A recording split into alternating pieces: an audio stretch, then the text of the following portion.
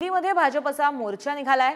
अरविंद केजरीवालांच्या राजीनाम्यासाठी भाजप आक्रमक झाली आहे। कथित मद्य घोटाळा प्रकरणी अरविंद केजरीवाल यांना तुरुंगात टाकण्यात आलंय आणि याच पार्श्वभूमीवरती भाजप जी आहे ती आक्रमक झालेली दिसते। दिल्लीमध्ये भाजपने मोर्चे काढले आहेत। अरविंद केजरीवालांच्या राजीनाम्यासाठी भाजप आक्रमक झाली आहे।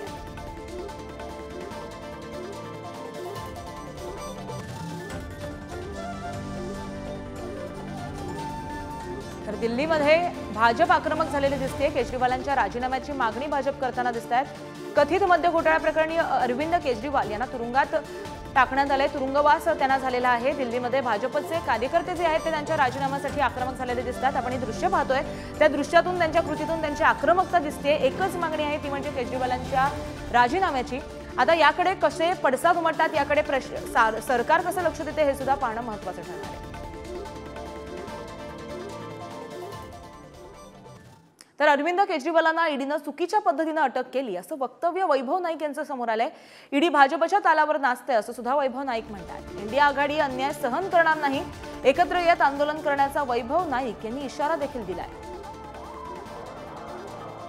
राष्ट्रीय संयोजक आणि दिल्लीचे मुख्यमंत्री केजरीवाल यांना ज्या पद्धतीने अटक झाली त्या पद्धतीने संपूर्ण देशभर त्या घटनेचा निषेध व्यक्त करण्यात येत आहे।